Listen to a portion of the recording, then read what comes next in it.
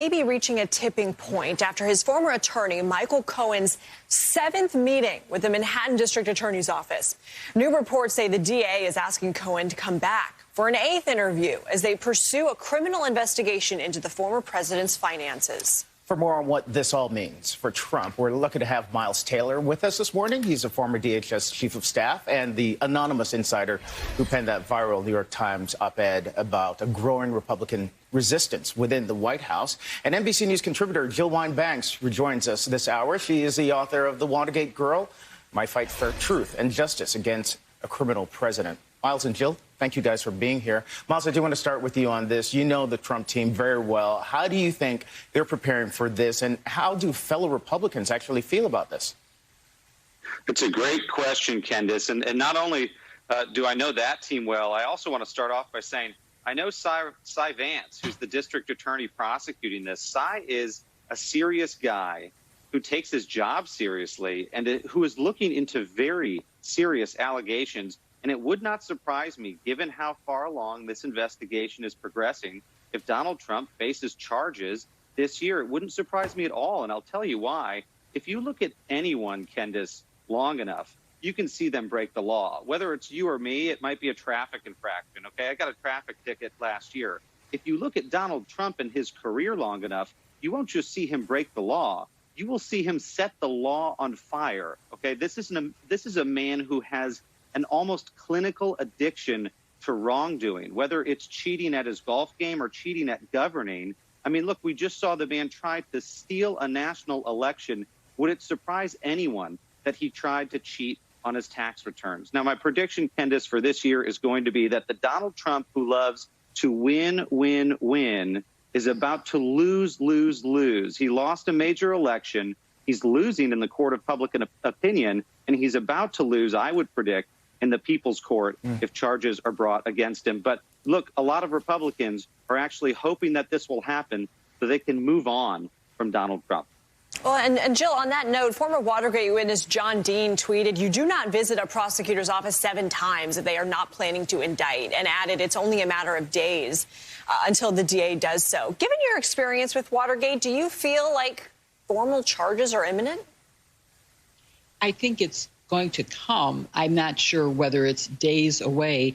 The volume of materials that were delivered to the DA's office means that they have to be reviewed carefully, because you don't want to go ahead with your indictment until you have all the evidence at your disposal. And I think there's a lot that could be done even by using Michael Cohen as someone to help them review all those documents.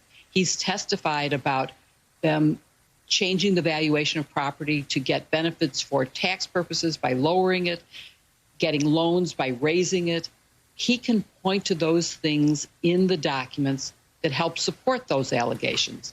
So I think maybe one of the reasons that he's coming back, and this time I think he's going in person, it's not a virtual visit, is he'll help them go through documents.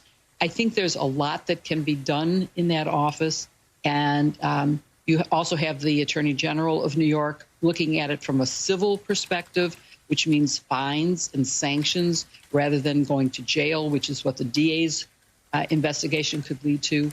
So those are just some of the legal perils that are facing Donald Trump. There's also civil cases pending against him.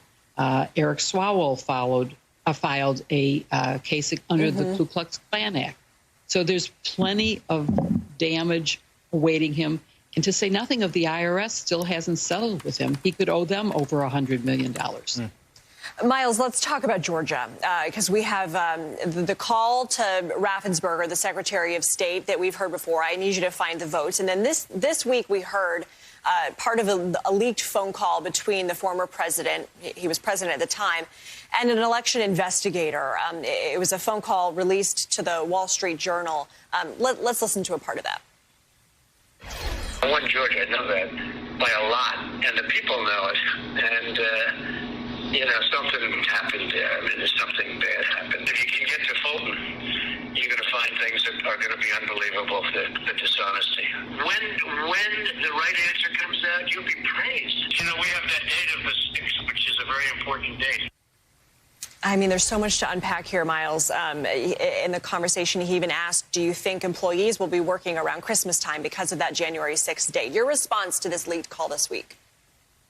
Well, look, I think it's another example of what we've come to know and see regularly from Donald Trump. And it's that when he wants someone to engage in an act of wrongdoing on his behalf, which he's tried to do throughout the entirety of his career, and people like Michael Cohen will attest to this, and I can attest to this personally, he won't outright ask someone to break the law. He knows where the line is, and he will give you a wink and a nod and suggest that you go over that line and you break the law for him. But Donald Trump doesn't just stop there.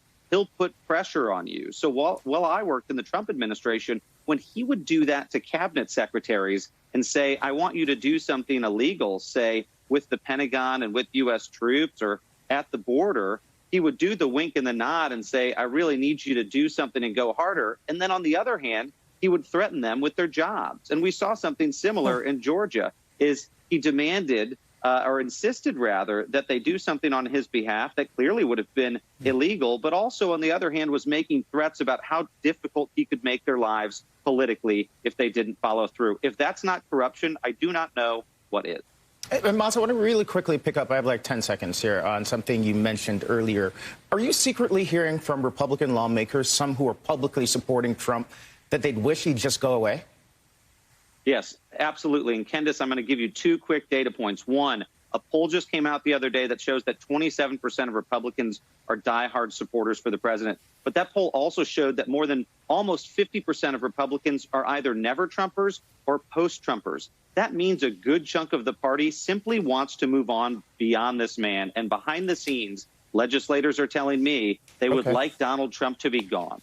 All right. We'll leave it there. Miles Taylor, Jill Wine-Banks, thank you, and appreciate you changing pins between hours.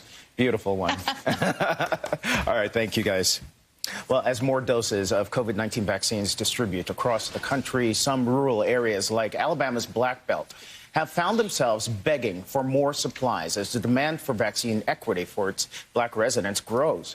That's where NBC's Ellison Barber is right now. She's been traveling over the past few days. She's live for us right now in Selma, Alabama. Ellison, good morning to you. Yeah, so this has been one of the tough things in poor, darker black communities. The availability for vaccines has been so low. Mm-hmm. Right. Yeah, it's something that people have struggled with for decades in these areas, is limited access to many things, healthcare being one of the really big ones. When you look at the poorest counties in Alabama, if you look at the 15 poorest counties in this state, all but one of them are in Alabama.